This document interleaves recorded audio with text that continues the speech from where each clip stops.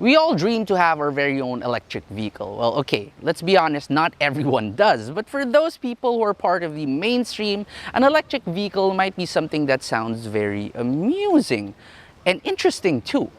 But there is one big problem with EVs. They have range limitations.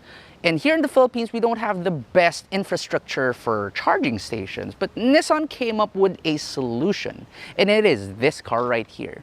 This is the 2023 Nissan Kicks in the top-of-the-line trim VL e-Power. Today I'm going to show you around this car and I'm also going to give it a test drive, so stay tuned. Now, instead of starting off with the exterior and interior, let's jump straight into what e-Power technology is. So if you do open up the hood of the Nissan Kicks, you will still find an engine right here.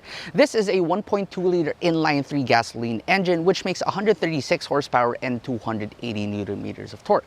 But what makes this car different? Well, this engine right here is more of just a generator, which powers and charges only the batteries in this car, and it's the batteries and the electric motor that is connected to the wheels, so the engine is in no way connected to your wheels. What's the advantage of this technology right here? Well, the engine can always operate at a constant efficient RPM, thereby reducing your fuel costs and increasing your fuel economy. Plus, you also get the instant torque feel that you would get with electric vehicles. So overall, this system is really pretty good.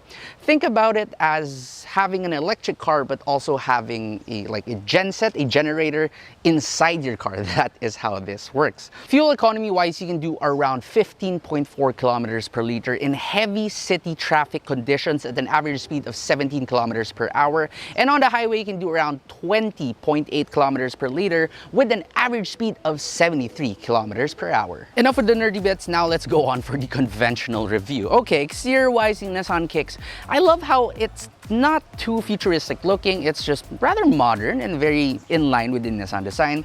A big Nissan V-Motion grille. The Nissan logo is also new now, and that houses your sensors for your ADAS features, which we will talk about later.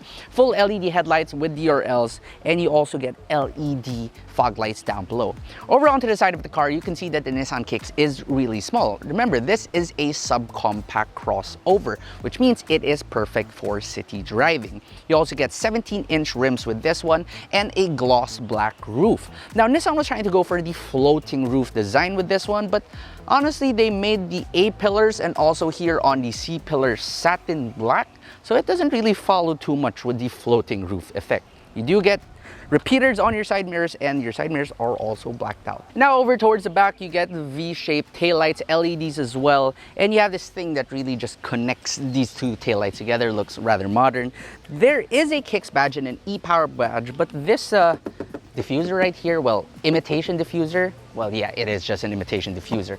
Open up this tailgate and space is actually pretty good for a subcompact crossover, and you can also fold down the rear seat 60/40. Unfortunately, you don't get a spare tire in this one, not even a donut. You only get a tire repair kit. Now we step inside the Nissan Kicks and check the door first. And it sounds very typical of a Japanese car, but overall it's about okay. I actually like the interior of the Nissan Kicks because although it is covered in a lot of hard touch plastic, it's not very futuristic looking like a lot of EVs. It's just conventional Nissan. Think the Nissan Almera. It shares a very similar interior as that. The most futuristic part about this interior would be this electronic gear shifter, but aside from that, everything else is pretty much conventional. The instrument cluster is analog for the speedometer, but you also have a 7-inch TFT screen which shows you all your driving statistics, as well as telling you if you are using battery power alone or if the engine is powering the battery at that time. The steering wheel is also leather wrapped with multi-functions as well, and you have cruise control with this one, and you can also tilt and telescope this. Speaking of adjustments, the seats, these are Zero Gravity seats from Nissan, one of the best out there, and there's also plenty of adjustments for it. You can also jack it up pretty high or push it down pretty low if you like to drive rather low. Towards the center of everything is an 8-inch touchscreen, which gets Apple CarPlay and Android Auto, both of which are wired. It's probably one of the most responsive screens I've tried here in any car. It's probably even more responsive than an iPhone screen, like a new iPhone screen. That's always a good thing. This screen right here also doubles as your 360-degree view, top-down view camera. Well, it's not the clearest out there, it gets the job done, and it is more than enough. Down below is a single zone climate control, an electronic parking brake, auto hold, EV mode button, drive mode buttons, which does include your sport mode, normal mode, and eco mode.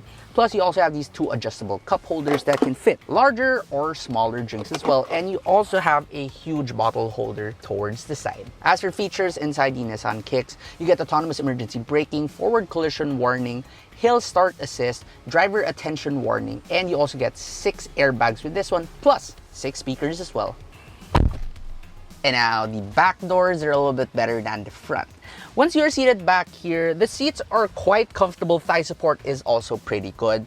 The problem here is that if you are 6 feet tall or above, you might struggle a little bit with the leg room. But if you're like me, fun size at 5'6", seated behind myself, you're not gonna have any problems right here. Headroom though, it is pretty good. Even if you're probably like 6 feet, you're gonna be about okay right here.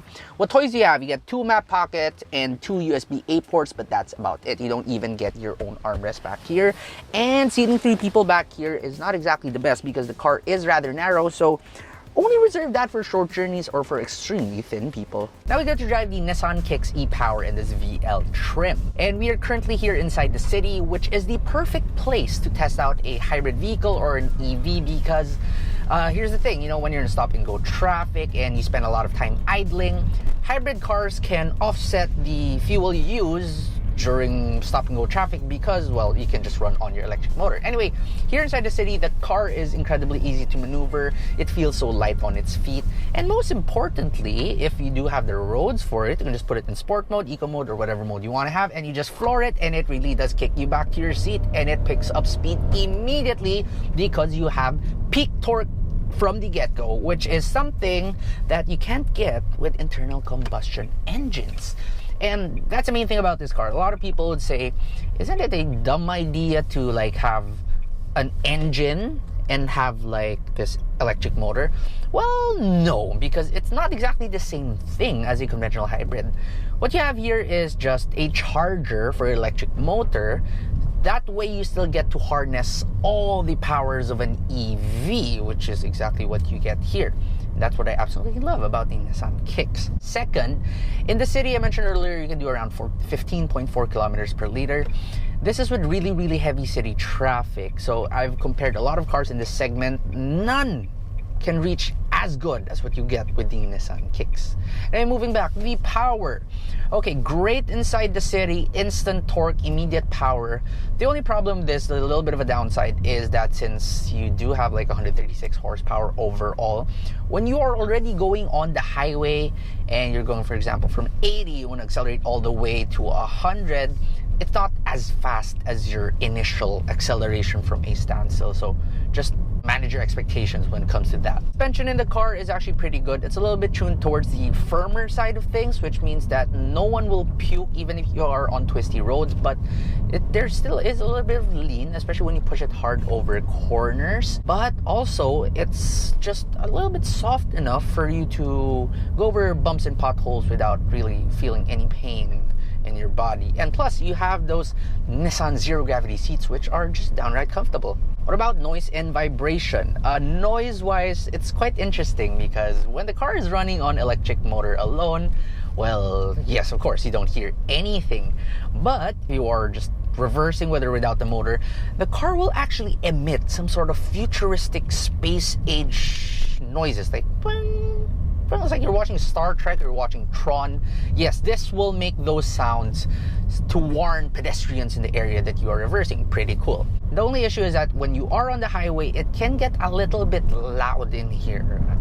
Road noise and all the tire noise and also wind noise is very much apparent when you are going at highway speeds. And as for vibrations, well, you pretty much don't feel anything at all. You will feel a little bit of vibrations when the engine does kick in from time to time, but it's just incredibly minuscule. Next technology I want to talk about is Nissan's e-pedal step. What is e-pedal step? it is 1 foot driving. So it's like you're driving a golf cart. And the way to activate e-pedal step is you just turn on either your eco mode or your sport mode. Apparently normal mode, it doesn't work. But how this works is that when you let off the throttle, the car will immediately brake for you. It's like regenerative braking.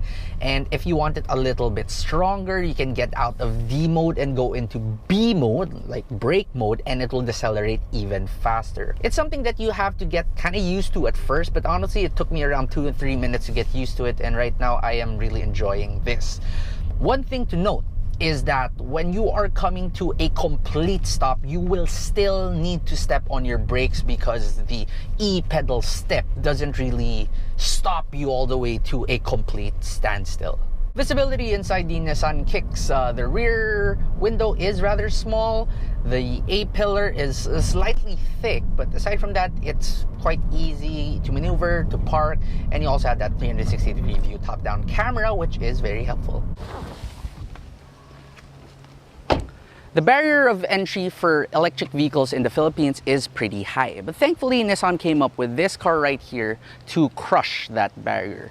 You can finally get the benefits of an electric vehicle without range anxiety, without fearing that you won't get to where you need to go because we don't have charging stations. And most importantly, they made this car very competitively priced. This Nissan Kicks e-Power right here in this top-of-the-line VL trim only cost 1,509,000 pesos.